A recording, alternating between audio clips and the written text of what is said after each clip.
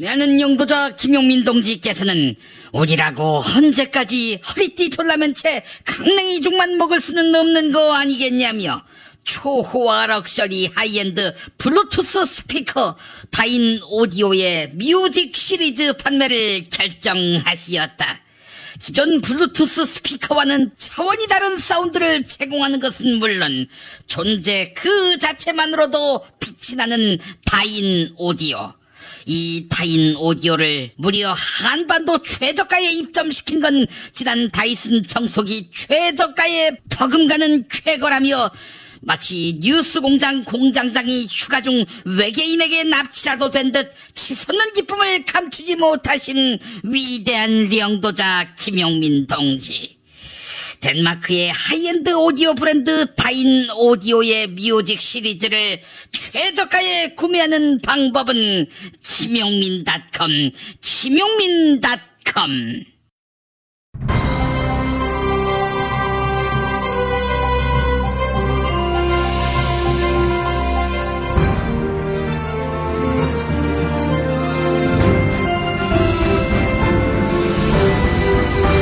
2018년 6월 27일 수요일 김용민 브리핑 2부입니다.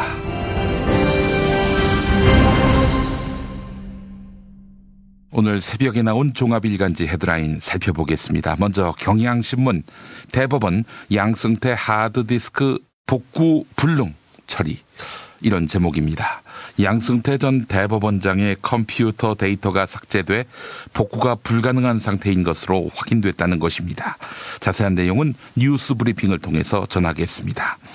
다음은 동아일보, 경제 성적 위기감, 청와대 수석 3명 물갈이.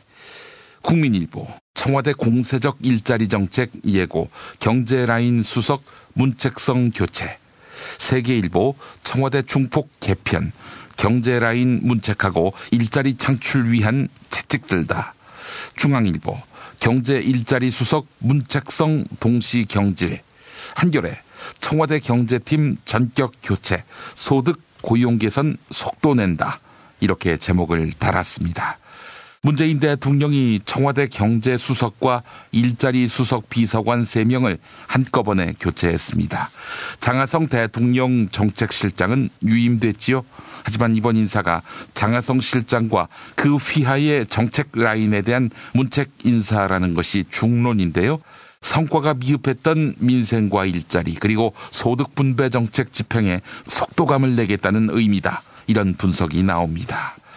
이번엔 한국일보, 공공부문도 덮친 무인화, 일자리 갈등 폭풍 온다. 이런 제목입니다. 지하철 8호선에서 기관사 없이도 운행이 가능한 전자동 운전 시험 운행이 시작됐습니다. 무인 시스템이 민간 분야에 이어서 공공부문에까지 도입될 조짐을 보이면서 일자리를 둘러싼 사회적 갈등이 예고된다. 이런 분석이 나옵니다. 다음은 조선일보, 주 52시간 보완 내비친 정부. 이렇게 제목을 달았습니다. 사정이 있는 경우 정보통신기술 업종은 주 52시간 근로제 적용 대상에서 제외될 방침입니다. 조선일보는 예외 없이 주 52시간 근로를 강요했다간 차세대 산업에 씨를 말리는 것이라는 우려를 정부가 수용했다. 이렇게 진단했네요. 마지막으로 서울신문, 민선 23년 아직도 관사에 사십니까? 이런 제목입니다. 민선 7기 출범을 앞두고 지방자치단체장의 공관인 관사 논란이 뜨겁습니다. 뉴스 브리핑 코너에서 상세히 다루겠습니다. 이상 오늘의 헤드라인이었습니다. 광고 듣고 뉴스 브리핑으로 이어갑니다.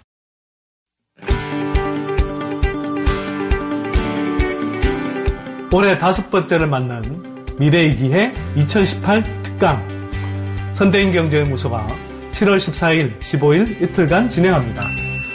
1400만 영화 신과 함께의 제작자는 어떻게 빅데이터 기술을 활용해 흥행몰이에 성공했을까요? 전세계 1위 흥행게임 배틀그라운드를 만든 사람들은 어떤 자질을 가졌을까요? 미래의 유망한 바이오 제약 기업들은 무엇이며 남북정상회담이 열어준 북한의 경제적 기회는 무엇일까요? 다른 곳에서 결코 들을 수 없는 가성비 최고의 특강, 놓치면 손해입니다. 자세한 사항은 선대인 경제연구소 홈페이지를 참고하세요. 운전자를 위한 꿀팁 7,000원 운전자 보험 카페. 알고 계세요? 교통사고가 나면 형사합의금, 벌금, 변호사 비용 이거 자동차 보험에서는 보장 못해요. 운전자 상해까지도 책임져드리는 7,000원 운전자 보험 카페. 버스, 택시, 트럭 등 영업용 차량 운전자를 위한 12,500원 운전자 보험 카페도 있습니다. 실손, 부모님 건강, 자녀 보험도 안내해드립니다. 02849-9730 연중무휴라 언제든 02849-9730. 아이고 무릎이야. 주사도 맞고 무릎 보호대도 이것저것 써봤는데 효과가 없네. 무릎펜 몰라? 무릎펜? 무릎펜이라고 이번에 새로 나온 무릎 관절 보호대야. 우리 부모님도 무릎펜 사용하시고 운동하는 재미에 푹 빠지셨어. 어디서 살 수 있어? 네이버에서 무릎펜을 검색 후 쇼핑몰에서 구매하시고 상담은 010-2255-4489 최 과장을 찾아주세요.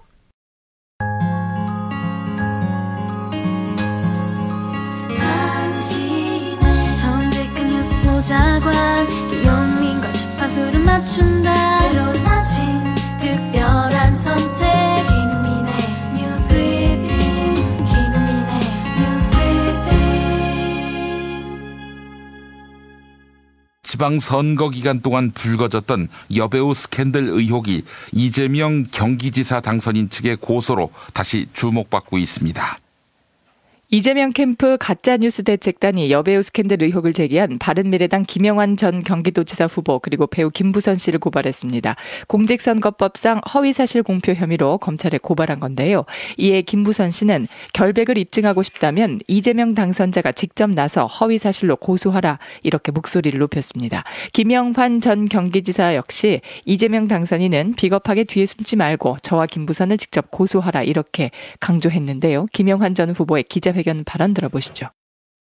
두 남녀 사이에서 있었던 일은 두 사람이 가장 잘 알 것입니다. 그리고 알만한 사람들은 무엇이 진실인지 이미 다 알고 있는 일입니다. 이재명 당선자에게 요구합니다. 비겁하게 뒤에 숨어 있지 말고 저 김영환과 김부선을 직접 고소하기를 바랍니다. 두 사람의 주장이 상반되므로 진실을 밝히기를 진심으로 원한다면 직접 고소를 통해 대질이 반드시 이루어져야 합니다. 김부선 씨가 몇 년 전부터 공개 토론하자고 주장을 계속하고 있습니다. 특히 김영환 전 후보는 공개 안 한 정보가 더 있다고 덧붙였는데요. 이와 관련해 이재명 캠프 가짜뉴스 대책단 측은 만약 완전히 허위 사실이고 증거에 의해 입증 가능한 사안이라고 하면 추가적인 조치를 취할 것이다 이렇게 맞섰습니다. 중앙일보 보도였습니다. 한편 이재명 지사 캠프는 김용민 브리핑과의 인터뷰에서 어제 고발로 모두 끝날 일은 아니다. 거짓말 정치와 선거 적폐 청산의 시작일 뿐이다.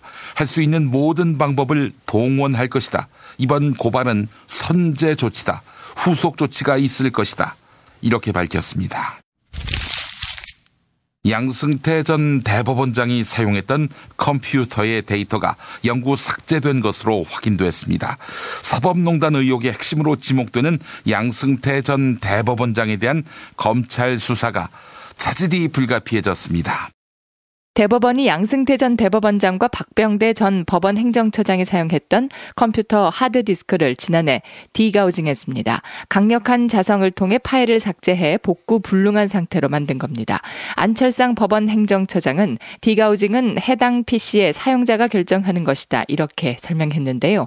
양승태 전 대법원장이 직접 디가우징을 결정한 것으로 해석됩니다. 법원 행정처는 또한 임종헌 전 법원 행정처 차장이 쓰던 컴퓨터 하드디스크에 대해서도 검찰 제출을 거부했습니다. 검찰은 컴퓨터 하드디스크 실물을 확보하는 것이 수사의 관건이라고 보고 압수수색 영장 청구 가능성을 내비쳤습니다. 한겨레 보도 전해드렸습니다. 다음 달 민선 7기 출범을 앞두고 지방자치단체장의 공관인 관사에 대한 논란이 뜨겁습니다. 일부 자치단체가 폐지됐던 관사의 부활을 시도하거나 존치를 꾀하고 있어 논란을 가열시키고 있습니다.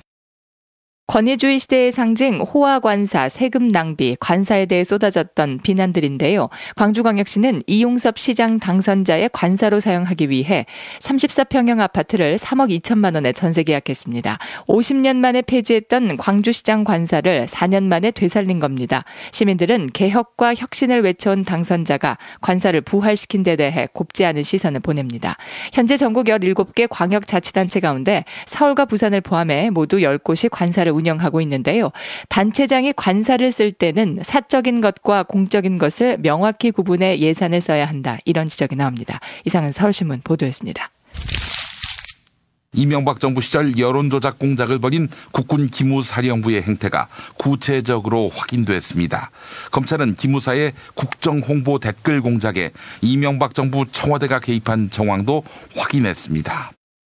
배득식 전 기무사령관의 공소장과 범죄 알림표를 보면 2008년 당시 이명박 정부 청와대는 기무사에 온라인상 좌익활동 사찰을 요구했습니다. 이에 기무사는 기무사 부대원 300명을 투입해 댓글 공작 조직 스파르타를 만들었는데요. 스파르타는 2010년부터 3년 동안 여권 지지 및 야권 비방 트위터 글을 2만 차례 올렸습니다. 기무사는 욕설까지 써가며 야권 인사에 대한 비방 총격전을 펴기도 했는데요. 여권 인사나 이명박 정부에 대한 낯뜨거운 찬양도 등장합니다.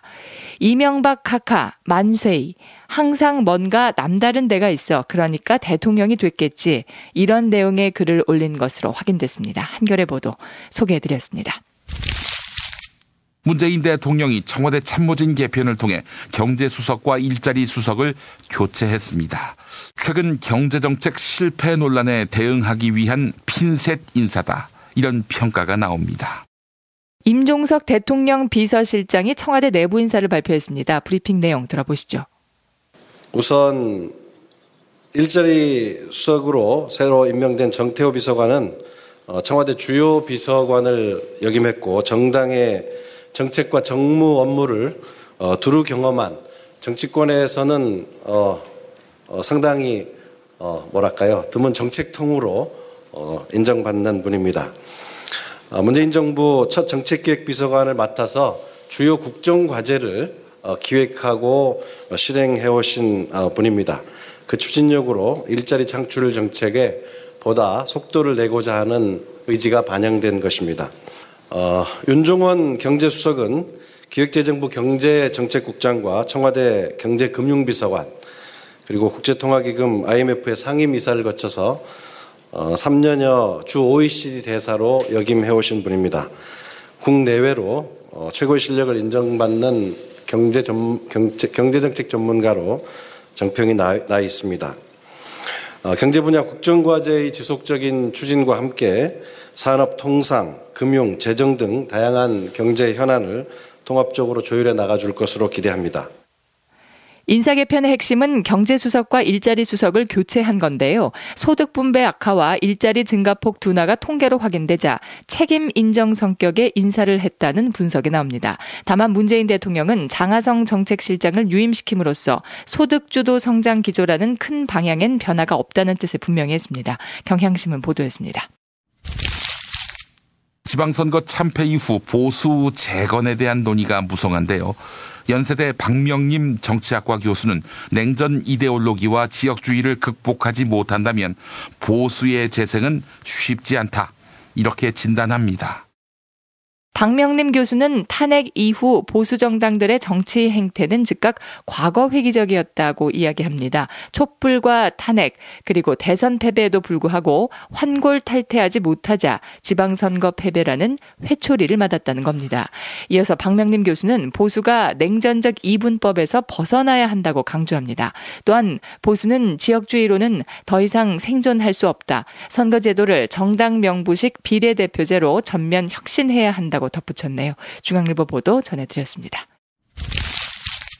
지방선거에서 수차례의 낙선을 딛고 당선된 오뚜기들이 있습니다. 정치학자들은 낙선이 향후 정치 여정의 전환점이 될 수 있다, 이렇게 이야기합니다. 지방선거 과정에서 더불어민주당 송호철 울산시장 당선인의 정치 역정은 단연 돋보였습니다. 송호철 당선인은 8전 9기, 1992년 처음 선거에 나선 지 26년 만에 당선증을 손에 쥐면서 불굴의 아이콘으로 떠올랐는데요. 더불어민주당 오거돈 부산시장 당선인도 사수 끝에 30년 보수정당 철옹성을 무너뜨렸습니다. 이번 지방선거 및 국회의원 재보궐선거 결과 약 4천 명이 당선의 기쁨을 누렸지만 5,300여 명은 패배를 경험했는데요. 최창렬 용인대 교양학부 교수는 낙선 경험이 향후 역량을 발휘하는데 중요한 정치적 자산이 될 수 있다, 이렇게 긍정론을 폈습니다. 져봐야 맷집도 강해지고 자신도 되돌아보게 된다는 겁니다. 이상은 한국일보 보도였습니다. 제주의 한 고등학교 국어교사는 자신의 SNS에 소설 82년생 김지영을 활용한 수업을 할 계획이다, 이런 내용의 글을 올렸는데요. 이 교사의 글은 여러 남성 커뮤니티 사이트에 순식간에 퍼지면서 악의적인 댓글을 불렀습니다. 국어교사 고모 씨는 결국 게시물을 삭제하고 계정을 비공개 전환했습니다. 고모 씨는 최근 이슈가 되고 있는 페미니즘에 대해 학생들과 토론하고 싶었다고 억울함을 호소했습니다. 이에 서울신문은 다음과 같이 짚었습니다. 고 씨와 82년생 김지영에 대한 댓글 테러는 우리 사회의 비뚤어진 혐오가 위험수에 이르렀음을 방증한다. 최근 제주도에 도착한 예멘 난민에 대한 저주와 혐오도 갈수록 심각해지고 있다. 전문가들은 여성과 난민에 대한 혐오가 심각해진 주요 원인으로 경제적 양극화와 사회 불평등을 꼽습니다. 서울신문 보도 소개해드렸습니다. 6건의 난민 사건을 맡았던 정소연 변호사는 6명의 난민 신청인 모두 자신에게 거짓말을 했다, 이렇게 털어놓았습니다. 하지만 정소연 변호사는 애당초 난민 신청인이 결정적인 혹은 중대한 거짓말을 할 수 있을까, 이렇게 반문합니다. 정소연 변호사는 6명 모두 거짓말을 했지만 한 명은 결정적인 거짓말을 했다고 밝혔습니다. 이에 소송을 그만두고 출국하라고 당사자들을 설득해 결국 난민 신청인은 한국을 떠났는데요. 정소연 변호사는 다시 생각해보면 그의 거짓말이 정말 그토록 결정적이었을까, 이렇게 짚었습니다. 거짓말의 최대치는 기껏해야 내 출신국은 위험한 곳이지만 나는 당장은 그만큼 위험한 처지는 아니다, 이 정도라는 겁니다. 특히 한국같이 난민 인정이 까다로운 나라를 도착국으로 일부러 선택하는 사람은 거의 없다고 강조합니다. 캐나다의 2017년 상반기 난민 인정률은 70%였지만 한국의 2016년 난민 인정률은 1.5%입니다. 한국일보 보도였습니다. 김용민 파일. 김용민 파일 2018년 상반기 결산 5대 뉴스. 오늘은 그 두 번째로 이명박 구속. 자, 다스의 진짜 주인은 이명박 전 대통령이라고 검찰이 잠정 결론 내렸습니다.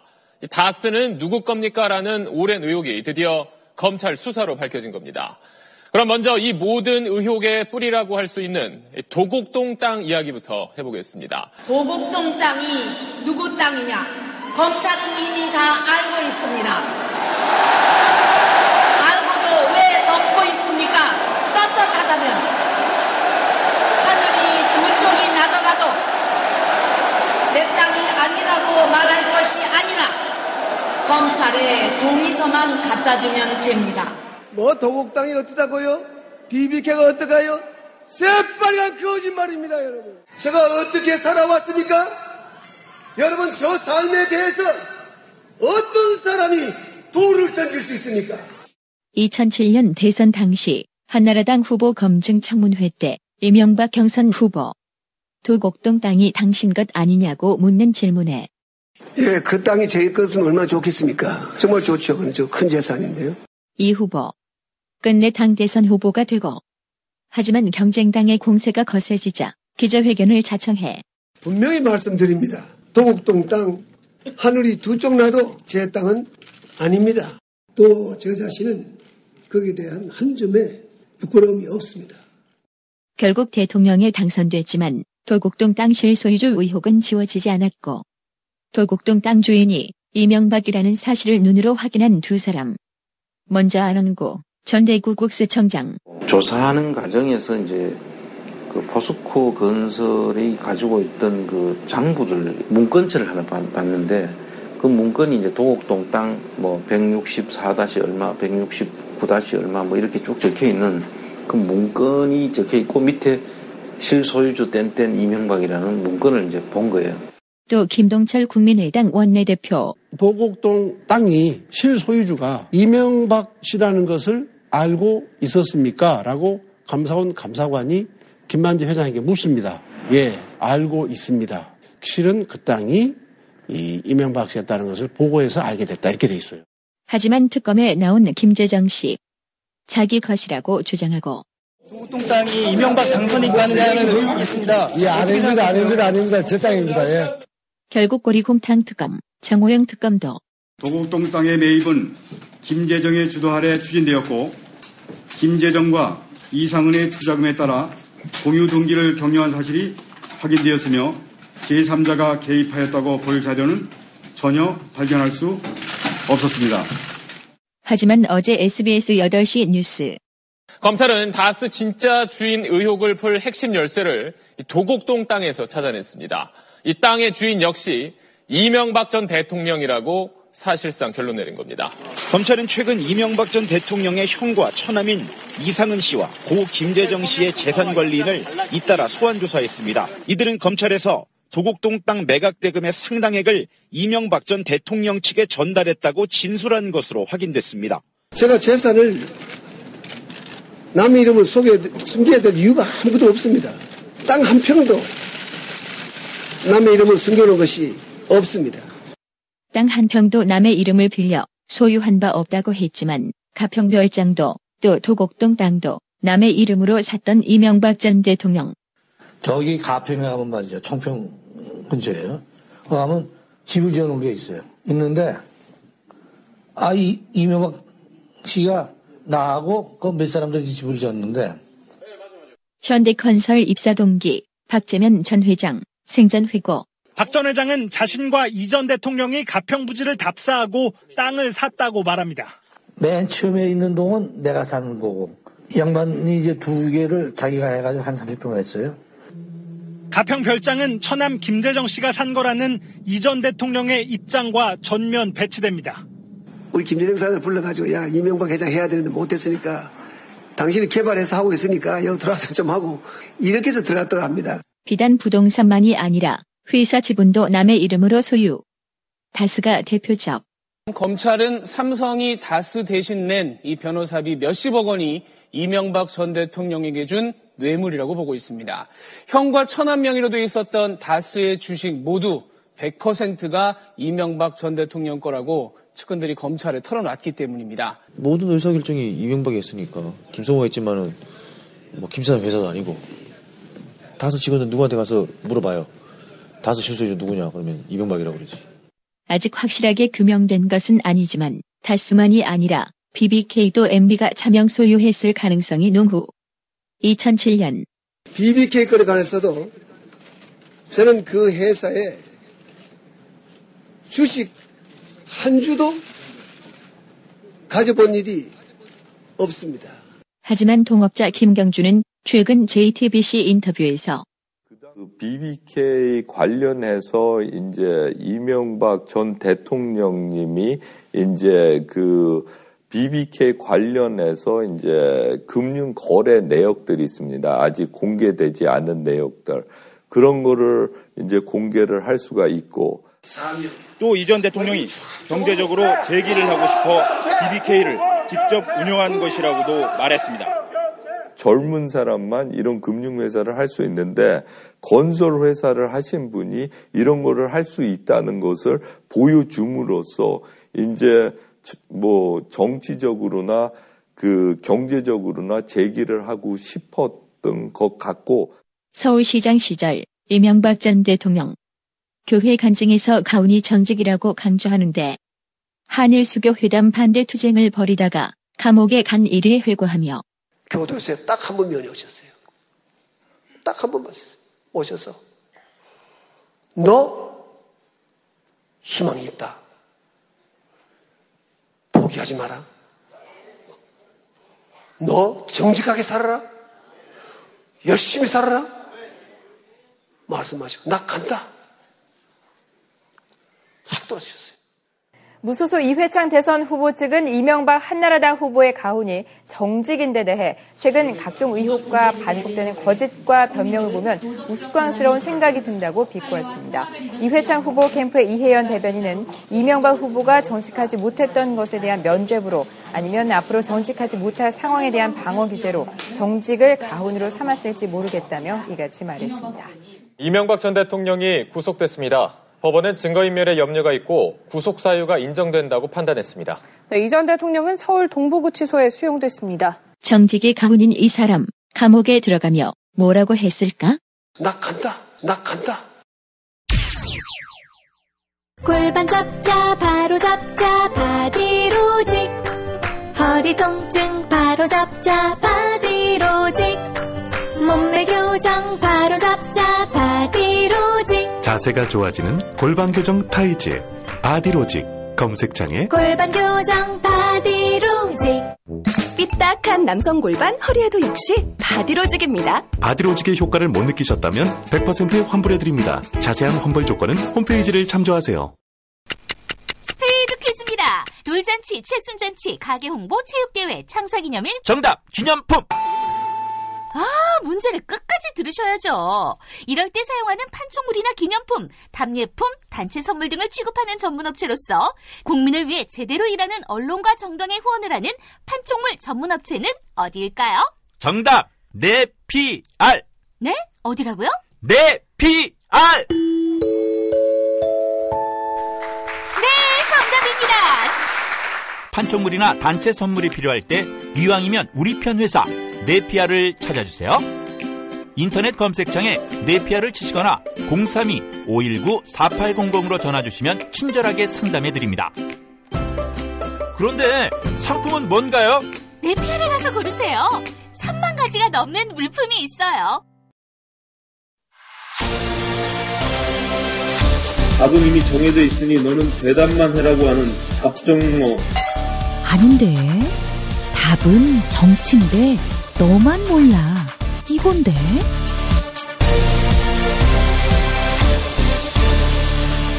국민보좌관 김성회의 답정너.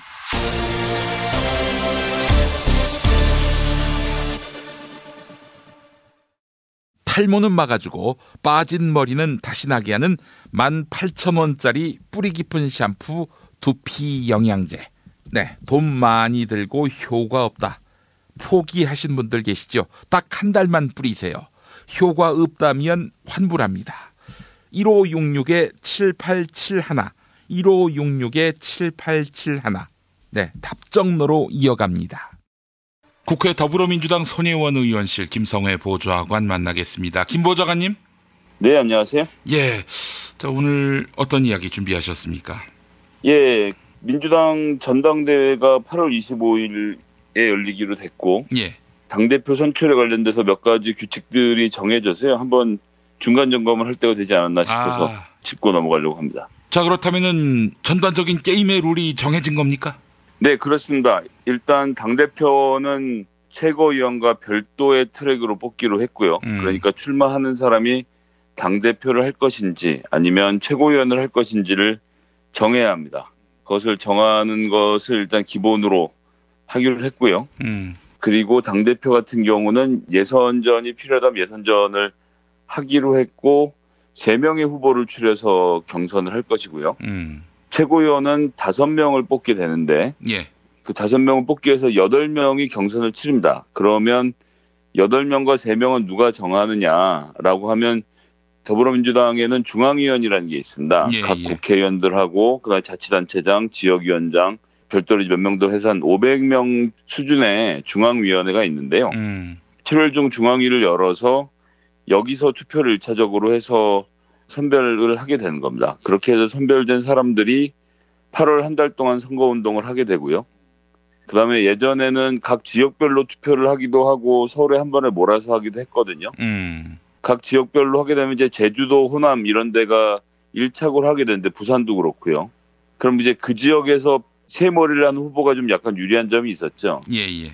그런 저런 문제 때문에 각 지역별 시도당 개편대회는 그대로 진행을 해서 아마 8월은 주말마다 뭐 울산시당, 부산시당, 그다음에 경남도당, 전북도당, 전남도당 이런 데들을 순회해가면서 전당대회를 개최하게 될 것이고요. 그 자리에 이제 후보들에게 연설할 시간을 주고 유세할 기회는 주지만 투표는 하지 않고 전체 대의원을 8월 25일 서울에 뭐 지금 장소는 아직 안 잡은 걸로 알고 있는데 이제 8월 25일 전당대회 당일에 전체 대의원들이 모여서 투표를 하는 것으로 소위 이제 원샷 경선이라고 하죠. 예. 원샷 투표로 하기로 정했고요. 권리당원 같은 경우는 전화를 통해서 ARS 투표, 즉 이제 전화가 오면 전화를 받아 ARS 투표를 하고 그다음에 권리당원하고 일반 국민 같은 경우에는 여론조사, 뭐 ARS 투표하고 크게 다르진 않은데 하여튼 여론조사를 통해서 실시하는 것으로 기본적인 규칙은 다 정했습니다. 예, 알겠습니다. 자, 그렇다면 전반적인 게임의 룰이 정해졌는데 지금 한 20명 정도 나올 것이라는 보도가 있었고 이에 대해서 김성회 보좌관이 그건 과장이다. 이제 뭐 최고위원 선거에 나갈 사람들이 체급을 높이기 위해서 대표 출마 검토서를 흘려서 20명으로 보이는 것이다. 이렇게 말씀하셨잖아요. 네, 그렇습니다. 뭐 20명이 전부 다 출마하면 17명이 예선에서 떨어져야 되는데 그렇게 하기는 조금 부담이 있기 때문에 최고위원하고 이제 당대표가 따로 나뉘어서 출마를 할 것으로 보고 있고요. 당대표는 지금 이제 출마를 준비하는 분들이 이제 한두 분씩 슬슬 자기 입장을 밝히기 시작을 했습니다. 일단 박범계 의원이 출마를 결심했다는 것을 이제 공개적으로 선언했고요. 예. 그리고 이제 최재성 의원도 룰이 정해지는 대로 당대표에 도전하겠다라는 생각을 갖고 있고, 네. 그동안 정당발전위원회를 통해서 당 혁신안을 준비했던 최재성 의원이 일관되게 선거 준비를 하고 있었죠. 그리고 지금 최근에도 국회의원들 월급을 줄이는 것부터 시작해서 이제 회기가 있는 달에 국회를 보이콧을 하면 월급을 받지 않는 무노동 무임금제 도입 등을 기치를 세우고 계속 이야기를 하고 있는데요. 이것들을 다 이번 당대표 선거에 녹여내려는 전략으로 이야기를 하고 있는 것 같고요. 그래서 최재성 의원의 출마도 뭐 확정적이라는 분위기고요.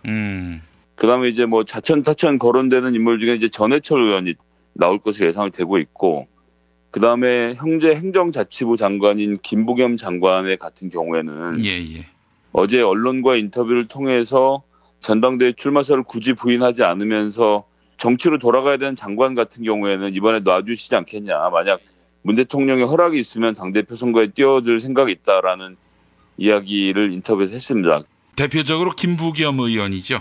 네, 그렇습니다. 김부겸 의원이 그렇게 된다라고 하면 사실은 이제 문 대통령에게 출마라도 허락해달라는 얘기는 사실상 지지 선언으로 받아들일 수 있기 때문에 문재인 대통령이 어떻게 태도를 취하게 될지 좀 궁금하고요. 그렇다고 해서 또 문재인 대통령이 개각 명단에 이름을 넣는다든지 하면은 또 측면 지원 이렇게 해석할 여지도 있단 말이죠. 예, 뭐 그렇습니다. 그래서 뭐 이제 어떻게 될지는 저도 잘 알 수가 없고 그냥 이 뭐랄까요, 이게 되게 재밌는 건이 된 거죠. 그래서 한번 좀 지켜들 보셨으면 좋겠고 어떤 결과를 맺게 될지는 지금으로서는 짐작하기 쉽지 않습니다. 어쨌든 문재인 대통령의 지원이 있는 후보가 당연히 유리하겠죠.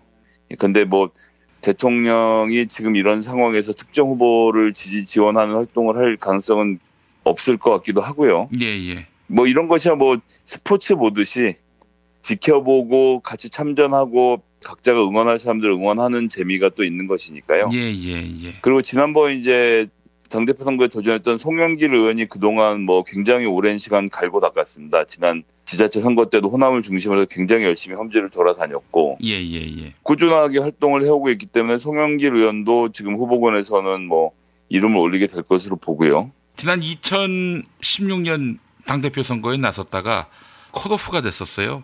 예, 그때 뭐 송영길 의원이 1등 할 거란 예상이 되게 많았는데 사람들이 다 송영길은 될 거니까 난 딴 사람 찍지 이렇게 해서 떨어졌다는 이야기가 나왔을 정도로 좀 의외로 받아들여졌었는데요. 그 뒤로 이제 뭐 절치부심해서 준비를 하고 있기 때문에 지켜봐야 할 것 같고요. 그리고 이제 또 자천타천 거론되는 인물 중에 이제 이인영 의원이 있는데 이인영 의원은 내일부터 DMZ 걷기 행사를 열흘 동안 진행을 합니다. 그래서 매일 저녁 뭐 이종석 장관이라든지 이런 통일 문제에 있어 전문가들을 DMZ 현장에서 만나서 토론하는 자리도 가지고 준비를 하는데 특히 남북 문제에 있어서 본인이 전문가라는 사실을 좀 강조하는 형태로 하는 건데 이 걷기가 끝나고 나면 아마 거취를 정하게 되지 않을까 싶은 생각이고요. 지난번에 당대표 선거에 출마했었는데 386의 기수론을 내세웠는데 뭐 생각처럼 이렇게 득표를 많이 하지 못했었는데요. 이제 어떻게 될지를 또 지켜보는 재미가 있을 것 같고요. 예, 뭐 이런 정도가 일단 메이저 그룹에서는 거론이 되는 것 같고요. 제가 미처 생각 못해서 말씀 못 드린 분들이 있다면 다음번에 한 번 더 챙겨서 말씀드리겠고. 예. 그리고 이제 가능성이 이렇게 높아 보이지 않는데 이제 이종걸 의원 같은 경우도 출마를 할 것으로 예상이 되고 있습니다. 아, 그래요. 좀 뜨거운 일전이 될 것 같은데. 근데 이번에 이제 말씀하신 대로 대의원 권리당원의 비율을 85% 그리고 일반 여론조사를 15%로 한 것은 아무래도 권리당원이 크게 늘어난 것 그리고 일반 여론조사에서도 민주당의 지지율이 높기 때문에 당대표 선거에 있어서 여론의 대표성을 굳이 이렇게 담보하지 않아도 된다는 이런 판단이 선 것이 아닌가 싶어요. 예, 일단 지난번까지 했던 것을 보면 일반 여론조사가 15%고 그다음에 당원 여론조사를 또 10%를 별도로 했습니다. 예. 그리고 이제 대의원 투표와 권리당원 투표 이렇게 포함해서 진행을 했었는데요. 대의원 투표는 말씀드린 대로 현장에 와서 투표를 해야 되고 한 12,000명 정도 되는 것이고 권리당원은 뭐 최근에 온라인 권리당원들도 많이 늘고 했지만 그래도 온라인 권리당원이 전체 권리당원 숫자의 4분의 1 규모 정도이거든요. 그래서 생각하신 것처럼 많지는 않은데 어쨌든 권리당원들이 실제로 정당 활동에 이렇게 적극적으로 참여하고 있고 정당 문제에 관심을 많이 가지고 있는 만큼 당대표 선거에서는 좀 더 비중을 늘려야 되는 것이 아니냐라고 해서 지금 있는 일반 여론조사, 당원 여론조사를 합쳐서 15%로 밀어내고 나머지 85%를 대의원과 권리당원들에게 주자라는 것을 가지고 이제 논의를 하는 중이고 이제 그것이 정발위의 안이었고 정발위의 안을 충분히 고려해서 다음번 회의 때 정하게 될 것인데 저는 뭐 권리당원의 비율이 높아지는 것이 당연하다고 생각합니다. 지난번 지자체 선거 때는 여론조사 절반에 권리당원을 절반을 섞었는데요. 그래서 일부 같은 경우는 이제 권리당원은 뭐 몇몇 명씩 투표를 하는데 여론조사는 1-2천 명을 가지고 정하는 게 말이 되느냐라고 했었지만 사실 역사적 연원을 놓고 보면 예전에 이제 시민사회에 있던 뭐 노사모를 포함해서 친노 개혁 진영이 민주당이란 당 자체에는 그 당시에 이제 호남 일색이기도 했지만요. 당 자체에 입당하기는 싫고 하지만 당 개혁은 하고 싶어하는 그런 입장에서 국민 참여 경선이라든지 또는 이제 여론조사 등을 비율을 높였던 측면이 하나 있고 그다음에 지금은 당대표라서 이제 당직이지 않습니까? 당직 같은 경우에는 권리당원들의 의사를 더 많이 묻고 그다음에 조금 전에 말씀드렸던 지자체 선거나 국회의원처럼 선출직 같은 경우는 여론조사를 넣자고 해서 이제 반반을 했던 그런 취지였거든요. 예. 그런 취지였는데 이번에는 사실은 뭐 일반 여론도 좋아야 되지만 가장 중요하게는 당원들을 이끌고 갈 리더십을 보여줘야 하는 거기 때문에 그렇습니다. 전 이번 선거에서는 권리당원의 비율을 높이는 것은 아주 순리적인 흐름이라고 보고요. 큰 무리 없이 그렇게 정해질 것으로 좀 예상을 하고 있습니다. 아니, 그러니까 제 생각에도 말이죠. 물론 정당은 국민의 지지의 기반 위에 서 있어야 하지만 당의 주인은 당원입니다. 그런데 당원은 무시하고 일반 국민의 뜻을 묻겠다는 이유로 여론조사를 집어넣는다? 이거는 좀 애초부터 마음에 안 들었어요. 그러면은 예를 들어서 그 당을 지지하지 않는 사람이 여론조사를 통해서 의향을 물어왔을 때 역선택을 하면 어떡할 거예요? 그러니까 저는 정당이 정상적인 상황이라면은 당원들에게 의향을 묻는 것이 매우 정당하다라고 생각을 합니다. 네, 그렇습니다. 뭐 이번에 그런 흐름으로 가고 있고 점점 더 정당 정치, 특히나 이제 당원 정치를 할 수 있는 여건이 형성되면 될수록 그런 비율들은 차츰 조정해 갈 수 있을 것이라고 보고요. 지금은 일단 85%를 권리당원과 대의원으로 하겠다라고 하면 상당히 높은 비율인 거죠. 이제 대의원하고 권리당원을 어떻게 하느냐의 문제인 건데 대의원은 사실 이제 지역위원장이 선정 권한을 갖고 있어서 지역위원장의 입김이 상당히 작용하는 부분이 있어서 그럼 이걸 어떻게 할 거냐라고 하는 건데 지역위원장의 입김이 상당히 작용하는 것이 꼭 나쁜 것이냐라고 하면 또 그렇지가 않은 것이 어쨌거나 그 지역을 관할하고 관장하고 있는 지역위원장과 그 지역위원장과 호흡을 맞춰서 그 지역의 대의원들이 구성되어 있는 것이거든요. 그렇기 때문에 이게 정당 정치가 또 한편으로는 각 지역에서 지구당 정치가 잘 되어야 하는 건데 오세훈 씨가 예전에 국회의원 하던 시절에 자기가 깨끗한 척하면서 남들도 다 깨끗해야 된다라는 논리에서 지구당을 다 없애버리는 희한한 논리를 만들어갖고 이제 저는 한국 정치에 퇴행을 가져왔다고 보거든요. 예. 근데 물론 그때 고민이 있었던 것도 사실 좀 뭐 인정할 수 있습니다. 그런데 지금 같은 분위기라면 다시 이제 지역위원회, 지구당을 부활을 해서 지역 정치를 활성화시켜야죠. 각 동네에서 당원들이 모이고 그런 모임에 적극적으로 나오고 참여하는 사람들에게 인센티브를 주는 것은 정당으로서는 너무나도 당연한 활동이거든요. 그렇기 때문에 이제 대의원들하고 권리당원의 그런 어떤 비율들 이런 것들을 조정하는 절차가 있어야 할 것이고 그런 것들이 정해지는 대로 될 건데 근데 중요한 것은 요즘 지역위원장이 나와서 뭐 소위 말하는 서울 올라가는 버스 안에서 우리는 3번 찍읍시다 이러면 사람들이 3번 찍는 시대가 또 아니지 않습니까? 그런 거 말 한번 잘못했다가 동영상 따여갖고 페이스북이나 트위터에 올라가면 한 사람이 그냥 사라지는 일이기 때문에 저는 뭐 그런 식의 줄 세우기 정치를 할 수 있는 여건이 굉장히 어렵다고 보고 그러한 것을 고려했을 때는 뭐 하여튼 대의원 포함해서 권리당원이 크게 의사가 다르지 않을 것이다. 어떤 사람이 당대표가 좋겠는지에 대한 민주당을 사랑하는 사람들의 마음은 전 모여질 것이라고 보고요. 그러니까 제가 무슨 특정 후보를 지지하겠다는 말씀을 드리는 것이 아니라 일단 당대표라고 하면 어떤 자격이 필요한지에 대해서 우리가 잘 고민해 보고 거기서 맞는 사람을 찾으면 된다고 생각하고요. 예. 전 일단 이번 당대표는 다음번 총선의 지도부라는 점에서 굉장히 중요하다고 생각합니다. 공천도 담당하고 있고 이번 지자체 선거의 승리로 정말 험지까지 많은 정치지망생들이 또 지금까지 험지에서 열심히 민주당을 위해서 헌신해왔던 사람들이 다음번 총선 준비를 하고 있는 거 아니겠습니까? 예. 그렇기 때문에 어느 때보다도 공정하게 국회의원 후보를 선출해야 되는 막중한 임무가 이번 지도부에 있다. 그런 것에 있어서 공평무사할 수 있어야 하고 그리고 자유한국당이 어쨌든 저런 식으로 지리멸렬하면서 망하고 있는 이상 우리가 여기서 개혁 경쟁에서 밀려서 안 되거든요. 자유한국당은 어떻게든 다음 선거에서 황골탈퇴한 모습으로 선거를 준비할 텐데 그런 점에 있어서 우리도 새로운 정치를 위해서 새 정치를 할 사람들 그리고 지금까지 여러 가지 평가를 통해서 안 될 사람 될 사람들 구분해서 이런 것들을 리더십을 가지고 카리스마를 가지고 진두지휘할 사람이 있어야 된다고 생각을 하고요. 그리고 무엇보다도 제일 중요한 것은 문재인 정부의 국정 운영 중반기를 같이 하는 당대표를 뽑는 거 아니겠습니까? 중반 2년을 담당을 하는 건데 문재인 대통령과 직접 소통이 가능하고 문재인 대통령과 어깨를 걸고 보조를 맞춰서 하지만 청와대의 명령을 듣는 것이 아니라 당의 대표로서 당당한 리더십을 가지고 청와대와 함께 국정 운영을 해갈 수 있는 사람이 필요하다고 생각하고요. 예.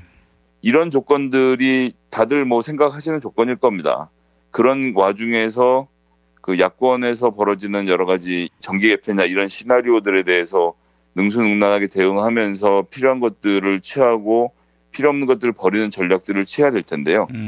뭐 사실 하나만 얘기일 수도 있겠지만 이런 점들을 잘 고려해서 권리당원인 분들이 특히 중심이 돼서 이제 차기 당대표 선거에 많은 관심을 갖고 지켜보실 텐데 하나 우려되는 것을 말씀드리면 지금 2018년이라는 이 시대에는 문재인 정부의 각을 세우겠다라는 입장으로는 당대표가 될 수 없다고 생각합니다. 돼서도 안 된다고 생각을 하고요. 예. 그런데 일부 언론의 보도처럼 누구는 진문이고 누구는 친문이고 누구는 신문이고 이렇게 가르려고 하는 것에 우리 지지자들이 같이 부안해동해서는 안 된다는 말씀 꼭 드리고 싶습니다. 제가 전에도 말씀드렸지만은 친문이니 뭐 신문이니 뭐 진문이니 이 자체가 굉장히 모욕하는 표현이에요. 박근혜하고 별 다를 게 없다 이거 아니겠습니까? 그렇습니다. 지지자들을 가르고 이번 당대표 선거를 준비하는 수많은 훌륭한 정치인들을 매도하는 행위라고 생각합니다. 그런 식으로 해서 편을 가르고 쟤는 누구 편이야라는 식으로 논쟁이 벌어져서는 저는 절대 안 된다 생각하고 예. 지금 문재인 대통령의 국정 운영 이 능력이나 상황을 봤을 때는 문재인 대통령과 함께 같은 방향을 바라보고 가지 않을 사람은 뭐 전 당대표에 출마할 자격도 없다고 생각하는데 만약 그런 마음으로 당대표에 출마한다면 저 사람이 진문인지 신문인지 친문인지 따지는 이런 언론 노름에 같이 가서는 전 안 된다 생각하고요. 네.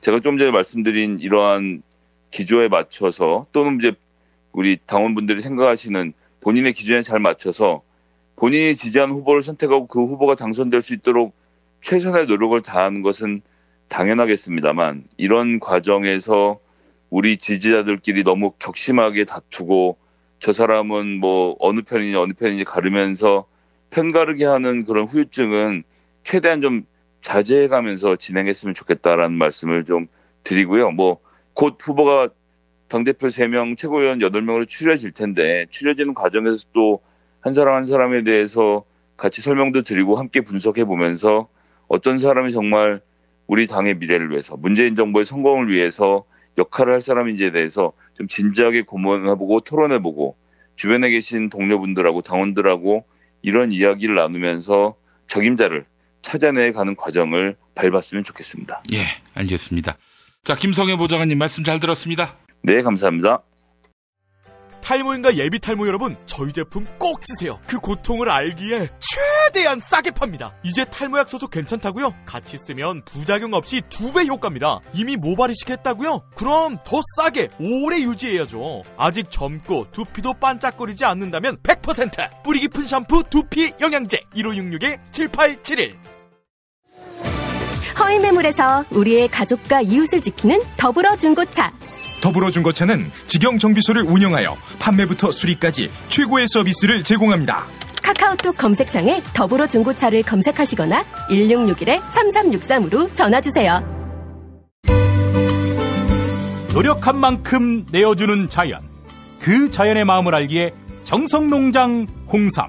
검색창에서 정성농장 홍삼을 검색해주세요. 010-9754-6972. 다이어트를 위한 꿀팁. 동결건조 채소와 곡물, 단백질, 그리고 효소와 비타민, 미네랄로 만든 다이어트 전용 그린 스무디로 하루 한두 끼만 바꿔 드세요. 비타샵에서 만나요.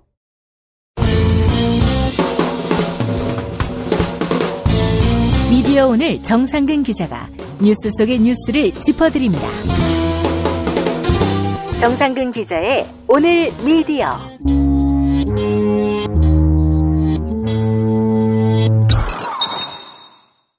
정상근 기자 함께하겠습니다. 정 기자님. 네, 안녕하십니까. 네, 오늘 어떤 이야기 준비하셨습니까? 네, 일단 이전에 말씀드렸던 것들 가운데 이 상황이 조금 더 나온 것들이 있어서 그거 중심으로 몇 개 AS를 하겠습니다. 애프터 서비스. 발음이 예사롭지 않으신데요. 저도 준비했습니다. 하루 종일 애프터 서비스. 그렇군요. 오늘 나올 줄 알고. 예. 네. 일단 그 첫 번째로 전해드릴 거는 어제 설명드렸던 연합뉴스 문제인데요. 예. 어제 제가 말씀드린 거를 잠깐 요약을 하면 연합뉴스가 내부 적폐, 그러니까 부역자로 비판받고 있는 이화섭 전 보도국장 직무대행에 대해서 인사위원회를 열었고 권고사직 결정을 내렸는데 이게 엊그제까지 사직서를 내지 않으면 해임을 하겠다, 이런 결정이었다라는 것이었어요. 예. 그리고 이에 대해서 이화섭 씨가 엊그제 사직서를 낸 것으로 최종 확인이 됐습니다. 그리고 연합뉴스는 사직서를 바로 수리했다고 하고요. 예. 미디어오늘 보도에 따르면 이제 어제 제가 말씀드렸던 이 이화섭 전 보도국장 직무대행과 관련해서 말씀을 드릴 때 이 연합뉴스 내부, 그것도 전국언론노조 연합뉴스 지부 안에서 이 반대의 목소리가 있었다, 뭐 이런 얘기를 했었는데요. 예. 미디어오늘 보도를 보니까 뭐 연합뉴스 기자들에 따르면 그것은 사내 다수의 입장과 다르다라고 합니다. 그러니까 상당수는 이화섭이 저지른 일만큼 이번에 처벌을 받은 것이다, 이렇게 생각을 한다는 셈이죠. 어쨌든 일단 요 정도로 이화섭 관련 소식에 대해서 AS를 먼저 해드리고요. 예. 두 번째 AS는 TV조선 관련된 소식입니다. TV조선이 뭐 일전에 몇 번 말씀드렸는데 방송통신심의위원회로부터 드디어 이제 법정 제재를 받았습니다. 지난해 재승인을 받은 이후에 TV조선이 재승인 받은 이후에 처음으로 법정 제재가 나왔는데요. 예. 그런데 뭐 이번 한 번으로 끝날 것 같지는 않고 이 법정 제재가 예상되는 것들이 하나가 더 남아 있어요. 이게 뭐 처음이라도 마지막은 아니다라는 그런 의미죠. 일단 엊그제 이 TV조선이 최종적으로 법정 제재를 받게 된 거는 김정숙 여사 관련된 오보였는데요.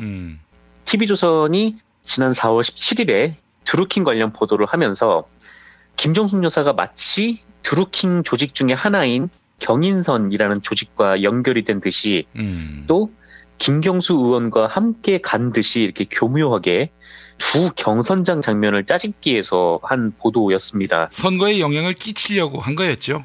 네, 그렇습니다. 그래서 이 보도 관련돼서 이제 결국은 법정 제재를 받았어요. 오보임을 이거는 TV조선 스스로도 인정을 했었고요. 그래서 결국 이 보도는 벌점 1점이 들어가는 주의를 받았습니다. 예. 벌점 1점이 들어가니까 이게 중징계긴 한데 이 정도 의도라면 이거는 뭐 주의가 아니라 거의 뭐 원스트라이크를 아웃을 해야 되지 않을까 싶은데 어쨌든 주의가 나왔어요. 예. 그리고 TV조선이 북한에서 이 풍계리 외신 기자들에게 1만 달러를 요구했다 뭐 이 보도를 했었는데 이 보도 역시 전에 말씀드렸듯이 방송심의소위원회에서 다수결로 법정 제재가 건의가 된 상태입니다. 그래서 이것도 다음 주 전체 회의에서 판단이 내려질 것 같아요. 그래서 이 TV조선의 재승인 조건이 1년에 법정 제재 4건 이하인데 지금까지는 쭉 법정 제재가 없었죠. 방송통신심의위원회도 개점 휴업 상태여가지고 좀 그랬는데 어쨌든 한 일주일 상간에 법정 제재가 2번이나 맞을 가능성이 상당히 높아졌습니다.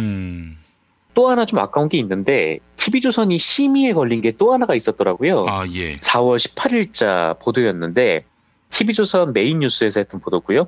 드루킹 얘기를 막 전하다가 지금 이 시간에도 여론 조작이 이루어지고 있다 이렇게 막 얘기를 하면서 그 증거를 지네들 기사에 악플이 달리고 있다 뭐 이런 거를 증거로 이렇게 병맛 같은 보도를 했어요. 그래서 TV조선을 비판하면 뭐 다 여론 조작이다 그런 얘기를 하고 싶었던 건지 추정할 수는 있죠. 그런데 그걸 갖고 단언을 하면은 증거가 있어야 하는 건데 말이죠. 네, 그냥 증거라고는 자기들 사이트에 달린 악플을 딱 제시를 하면서 뭐 이거는 뭐 자기들의 합리적 의심이다 뭐 이런 얘기를 하던데 뇌피셜 기사군요. 네, 좀 황당한 얘기였습니다. 근데 요것도 심의가 걸린 상태였는데 방송통신심의위원회에서 방송소위원회가 열려서 이거를 논의를 했는데 그냥 행정지도 정도로만 넘어갔어요.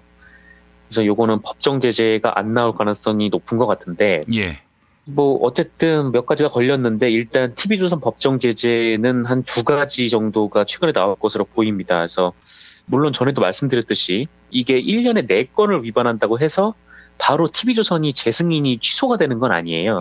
그렇긴 합니다만 그럼에도 불구하고 일단 문제가 있는 보도들은 바로바로 제재를 내려야겠죠. 그래서 어쨌든 이 2가지 소식을 일단 AS 차 말씀을 좀 드렸습니다. 예, 알겠습니다. TV조선의 그 실수라고 하는 것이 뭐 생방송 중에 이루어지는 불가피한 착오 이런 차원이라면 사실 그것 때문에 방송국 없애면 안 되죠. 하지만 아주 노골적인 정치적 의도와 계략이 숨어있는 그것이 너무나 또 명징해 보이는 이런 실수라면은 실수가 아니죠. 이거는 고의적인 사실 왜곡이고 따라서 언론으로서 가져야 할 공정성의 책무들 이런 것들을 망각하고 포기하는 거 아닙니까? 이런 데는 회수해야죠. 네, 그렇습니다. 대표적으로 보면은 드루킹 관련해서는 정말 TV조선이 하루도 안 빠지고 몇 꼭지나 편성을 해서 계속해서 보도를 했는데 심지어는 증거가 마땅치 않으니까 절도하기까지 하고요. 네, 그랬죠. 그런데 반면에 이 한겨레에서 보도를 했던 일종의 이제 공당이 매크로 프로그램을 이용해서 여론 조작을 했다는 더 큰 문제가 있었는데 그 부분은 보도를 잘 안 했죠. 한나라당, 새누리당 얘기 아닙니까? 네, 맞습니다. 근데 뭐 그것만 봐도 이게 뭐 TV조선이 뭐 한쪽으로 쏠려 있다라는 비판을 뭐 피할 길이 없어 보이고 드루킹 보도에까지 이제 의심이 갈 수밖에 없는 그런 상황이 되는 것이죠. 예, 알겠습니다. TV조선 그냥 넘어가기만 해봐라. 이렇게 마음 먹는 분들 많이 계세요. 제대로 응징해야 되는 것이고요. 특히 북한 관련해서 거짓말한 거, 왜곡한 거, 취재원 분명치 않으면서 소설 쓴 거 이런 거에 대한 뼈 때리는 그런 징계가 나오지 않는다면은 얘네들은 뭐 앞으로도 계속 이 나쁜 짓을 할 겁니다. 네, 그냥 막 이렇게 넘어가니까 편송월이 살아있는 거를 엄연히 봤음에도 불구하고 아직도 그 기사를 내리지 않고 있는 거 아니겠습니까? 그건 또 경제부장이 있었나, 그건? 그러게요. 예. 아무도 신임하지 않는 취재원을 갖고, 이거 믿을만한 사람이다. 그렇게 우겨대면서 계속 언론사를 운영하고 있는데, 전 TV조선에 얘기하고 싶습니다. 그냥 팟캐스트 같이 하자. 팟캐스트면은 멋대로 떠들 수 있다. 물론 시청자들 또는 청취자들한테 도태당하겠지만 거기 가가지고 구중꼴 보느니 그냥 여기 와서 유튜브로 팟캐스트로 방송하자 이렇게 제안하고 싶습니다. 근데 이 시장에는 아마 TV조선이 팔 수 있는 게 없어가지고 어쩌면 더 진보적인 얘기를 할 수 있을지도 모르겠어요. 그래요. 네 멋대로 얘기할 수 있는 신세계 바로 여기로 오라고 제가 강력하게 추천하는 바입니다. 네. 자, 다음 소식은요? 네, 지난 21일 중앙일보에서 나온 보도인데요. 이게 상당히 좀 논란이 돼서 이 소식을 전해드리겠습니다. 예. 중앙일보가 했던 이 기사의 제목은 미투 당할까봐 역에서 쓰러진 여성 방치한 펜스룰이라는 제목이었어요. 그러니까 뭐 여성들이 뭐 미투 하니까 거 봐라, 뭐 너네가 쓰러져도 남자들이 도와주지 않지 않느냐, 뭐 이런 해석이 될 수도 있고. 예. 또 남자들이 지네들한테 피해가 두려워서 지금 쓰러진 사람도 돕지 않았다, 뭐 이렇게 해석이 될 수도 있겠죠. 어쨌든 기사가 사실이라면 쓰러진 여성을 아무도 돕진 않았다는 건데 참 황당한 세태라고는 볼 수 있을 것 같기는 합니다. 예. 그런데 중앙일보가 이 기사를 한 커뮤니티에서 보고 썼다고 하거든요. 근데 이 커뮤니티 게시판에 글을 썼던 20대 여대생이라고 밝힌 작성자가 쓴 글의 내용이 이랬습니다. 네. 14일 제가 본인에 대해 써보려고 합니다. 어떤 20대로 보이는 여자분이 에스컬레이터에서 넘어졌고 에스컬레이터가 계속 작동하는 위험한 상황이었는데 남녀 할 거 없이 모두 보기만 하고 있었다. 그리고 한 할머니가 쓰러진 여성을 부축해 눕히려 했지만 힘이 부족했고 주변에 한 남학생에게 도움을 요청했는데 그 남학생이 나 남잔데 어떻게 미투당할까봐 라고 말하면서 쓰러진 여성을 돕지 않았다. 뭐 이런 글이었어요. 황당한 일이죠. 아니 근데 이게 가능한 얘기인가요? 이게? 근데 상식적으로 생각해보면 잘 이상하죠. 이게 납득이 잘 안 가죠. 근데 아니 그렇게 반응하는 건 개오바지요. 아니 사람이 쓰러져 있는데 도와주는 건 인지상정이고요. 그거 갖고 그 여성이 예를 들어서 이 사람 나한테 미투했네 이런 식으로 반응한다는 거는 이건 진짜 뭐 피해 망상증에 걸리지 않고서야 불가능한 일 아니겠어요? 그렇죠. 게다가 또 할머님께서 그분을 도와주면서 도움을 요청했다라는 거잖아요. 근데 글쎄 말이에요. 여기에 응하지 않은 사람들이 몇 명이나 되겠습니까? 좀 상식을 가진 사람들이라면요. 예. 근데 어쨌든 이 커뮤니티 게시판에 이런 글이 올라왔고 이게 커뮤니티에서 논쟁이 됐던 모양이에요. 그래서 이거를 중앙일보가 받아서 기사로 쓴 거죠. 그리고 기사를 쓰고 자사 페북에도 이 링크를 올려놔서 이제 공유를 했습니다.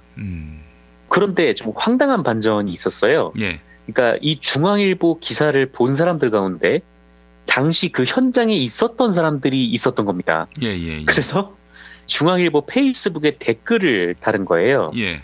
여기 중앙일보 페이스북 댓글에 보면 한 남학생은 아니 신고를 하고 구급대원들이 올 때까지 옆에 있다가 지하철을 타고 갔는데 기사를 왜 이렇게 썼냐 라는 분도 계셨고 다른 분도 빨리 가야 되는데 지금 지하철 3개 놓치고 구급차가 올 때까지 기다렸다라고 쓴 분도 계세요. 예. 그리고 여기에 당시 쓰러졌었던 사람이라고 주장을 하는 한 여성까지 나서서 아니 남학생이 신고해주고 구급대원분들이 오셔서 병원 갈 때까지 같이 있어줬던 게 기억난다.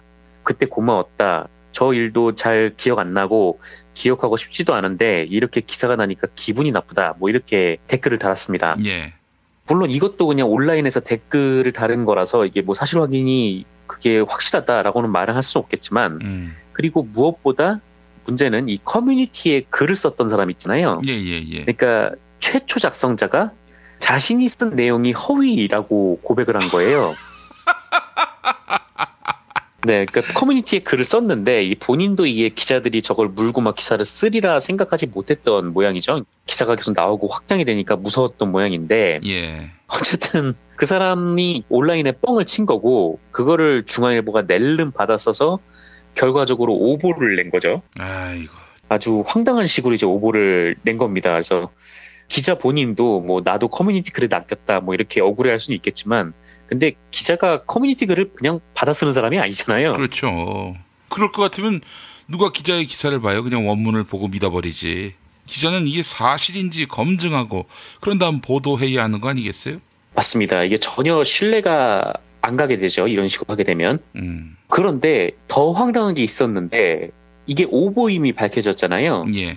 근데 이후에 중앙일보의 대응이 더 황당했던 거예요. 그러니까 중앙일보가 이 기사를 살짝 수정을 했습니다. 제가 아까 이 중앙일보가 썼던 기사 제목이 미투 당할까봐 역에서 쓰러진 여성 방치한 펜수를 이었다라고 말씀을 드렸잖아요. 예. 근데 제목을 이렇게 바꿔버렸습니다. 경복궁역 사고 미투의 전말 쓰러진 여성 옆에서 도왔다. 네, 이렇게 바꿔버렸어요 제목을.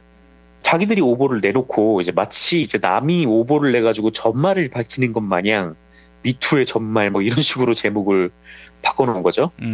그리고 이 수정된 기사를 보면 기존에 자기들이 잘못 썼던 기사를 위에다 쭉 놓고 밑에 이 사건의 전말 이런 식으로 해가지고 새로 쓴 거를 붙였더라고요. 근데 뭐 전말이 이렇게 밝혀졌다라고 붙이면서 어찌된 게 지금 사과 한마디가 없습니다. 기사예요. 예. 지금 밑에는 뭐 경복궁역 사고 미투 사건의 전말이 드러났다 뭐 이러면서 기사를 시작하지 이 위에 게 오보였다 오보로 드러났다 뭐 독자 여러분께 죄송하다 이런 얘기가 한마디도 없습니다. 기사가 온라인 어뷰징인지 좀 봤는데 보통 온라인 어뷰징은 바이라인 그러니까 기사를 쓴 기자의 이름이 들어가 있는 곳이 기자 이름이 아니라 뭐 온라인 뉴스팀 뭐 이런 식으로 들어가는데 이슈팀 뭐 이런 걸로 네 맞습니다. 이슈팀 이렇게 들어가는데 이거는 기자 이름이 박혀 있어요. 배재성 기자라는 사람이 쓴 기사였는데 예. 이렇게 중앙일보 기자가 자기 이름을 드러내놓고 커뮤니티에 떠도는 글 확인도 안 하고 베껴 쓴 다음에 그리고 이게 오보로 밝혀지니까 마치 자기가 안 쓴 것처럼 전말이 밝혀졌다 이렇게 기사를 써버린 겁니다. 마침 이 기사에 좀 마음에 드는 댓글이 하나 있어서 이 댓글을 짧게 한번 읽어보겠습니다. 예. 자기가 뭘 잘못했는지 쏙 빼놓고 변명, 남 탓, 언제부터 오보에 대한 사과와 정정보도 없이 찌질한 변명글로 대신하게 되었나. 네, 이런 댓글이었어요. 예. 그러니까 전혀 틀린 말이 없죠. 예.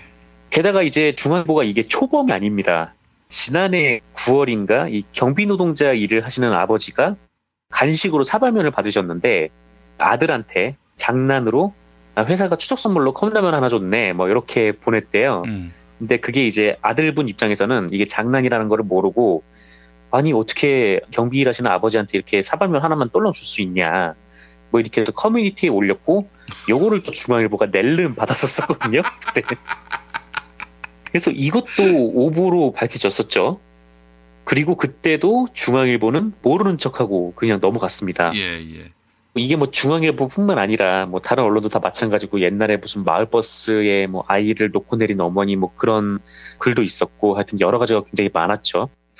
근데 참 중앙일보가 이렇게 오보를 내놓고 지금 모른 척하고 계속 넘어가고 이러고 있는데 미디어오늘 기사를 보니까 이거를 비판을 하면서 중앙일보가 올해 1월 1일에 쓴 사설 내용을 덧붙여놨더라고요. 네. 중앙일보 1월 1일 사설 내용이 이랬습니다. 가짜 뉴스의 폐해는 국론 분열을 조장하고 공동체를 갈기갈기 찢어놓는다. 우리 사회를 불신과 냉소주의의 늪에 빠뜨리는 재앙과 다름없다. 우리는 그 해법을 팩트에서 찾는다.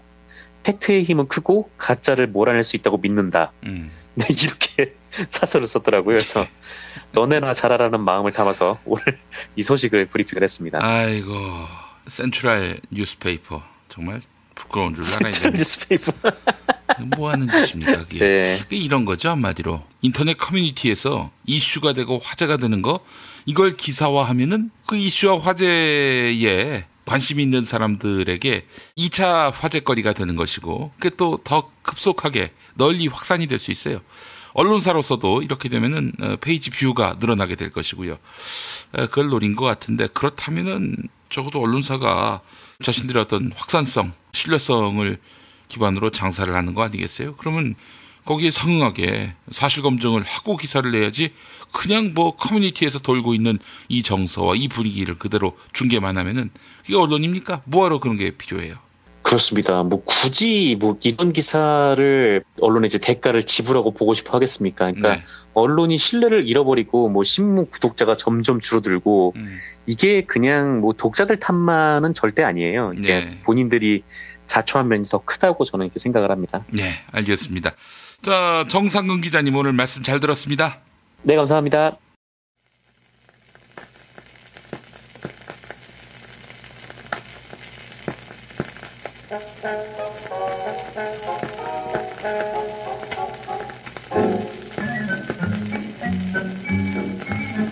솔직히 2, 3년 전부터 독일로 이주하기 위해서 준비했는데 박근혜 대통령이 계속 저를 필요로 하는 것 같아 무작정 떠나지도 못하고 있었다. 사실 대통령 옆에 있다는 것이 굉장히 고통스러운 일이었다. 네, 최순실 씨가 말한 내용입니다. 박근혜의 권력을 통해서 거액을 주머니에 찬 혐의로 재판받는 사람이 이런 이야기하니까 듣는 입장도 정말 고통스럽네요. 최순실송이라고 불리는 큰일 났네라는 노래 기억하시죠? 심재경 씨의 노래 잠깐 들어보시죠.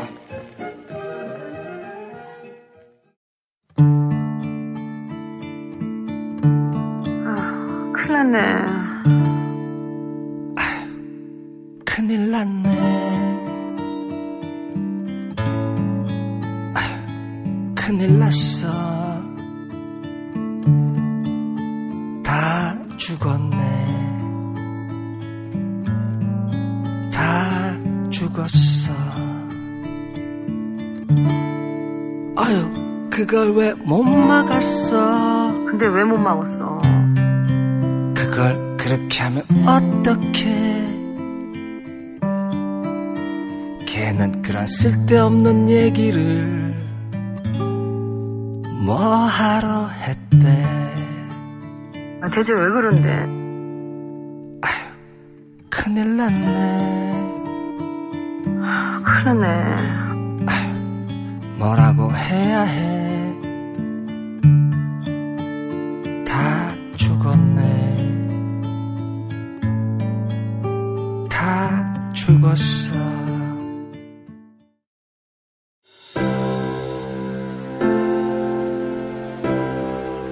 이전에 상상할 수도 없었던 새로운 국면이 조선 대지의 지축을 움직이고 있습니다.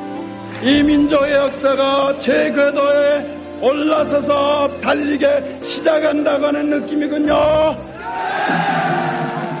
문익환이 가르쳤고 도울이 배웠던 학교, 한신대학교 신학대학원. 꿈을 현실로 살아간 선구자를 양성하는 한신신학은 촛불혁명과 한반도 종전선언 이후의 세상을 준비하고 있습니다. 한신신학을 통해 세계의 신학을 깊이 연구하고 더 나아가 시대의 예언자의 길을 걷고자 하는 모든 분들을 환영합니다. 이 새 시대는 문익환 씨의 힘으로 열리는 것이 아니라 바로 여기 모인 여러분들의 힘으로 열리는 거예요. 한신대학교 신학대학원 홈페이지나 02-2125-0108로 문의하실 수 있습니다.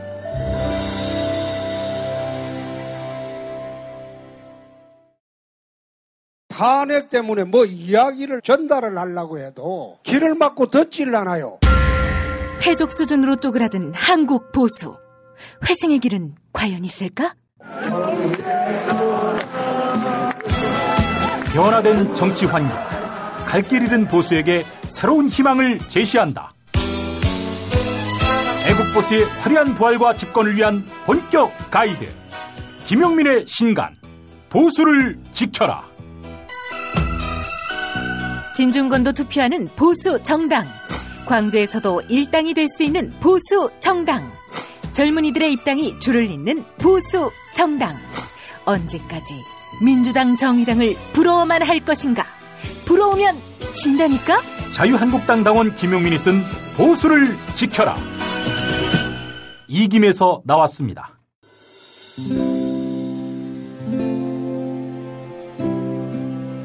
문익환 목사님은 우리 남북 관계에 있어서도 큰 정기를 마련해 주셨습니다. 늦봄 문익환 목사 탄생 100주년. 민주화와 통일운동을 위해 11년 4개월간 옥고를 마다하지 않은 행동하는 양심. 오늘 우리가 누리고 있는 이 민주주의 또 문익환 목사님 우리 덕분이 아주 큽니다. 그가 24년 동안 살았던 서울 강북구 인수복로 통일의 집이 6월 1일 문익환 통일의 집 박물관으로 거듭납니다. 사람들이 이렇게 항상 북적북적 이렇게 했던 공간이라 아버지한테만 아니라 우리 모두들한테 굉장히 큰 의미가 있는 통일의 역사를 기억하며 통일의 길을 모색하는 문익환 통일의 집 박물관 기념사업 추진위원으로 함께해 주시겠습니까? 이건 단지 어떤 유가족들의 유산이 아니라 우리 시대가 가지고 있는 유산이기 때문에 자세한 안내는 포털 사이트에서 문익환 통일의 집을 입력해 주세요.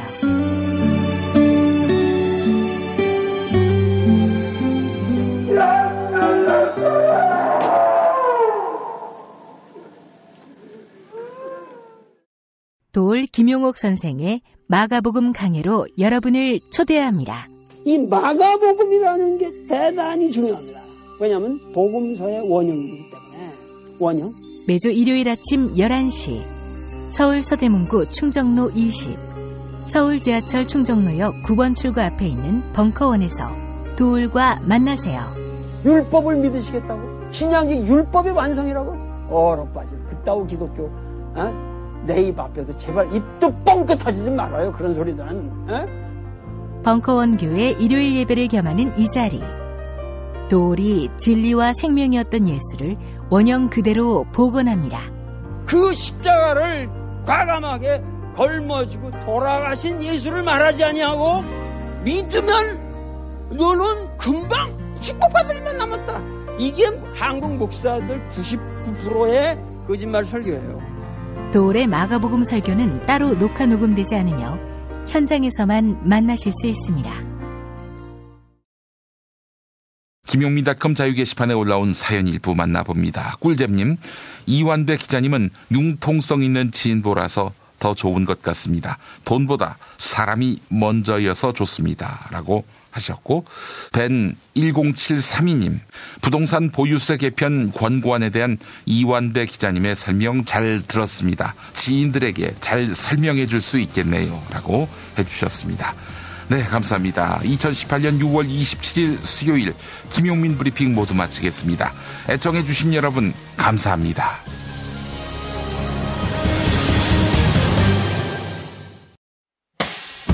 김용민 브리핑과 함께한 시간 어떠셨어요? 다음 시간에도 보다 바르고 알차며 즐거운 정보로 여러분을 찾아가겠습니다. 팟캐스트 포털 팟빵에서 다운로드하기, 구독하기, 별점 주기, 댓글 달기로 응원해주세요. 잊지 마세요. 다운로드하기, 구독하기, 별점 주기, 댓글 달기.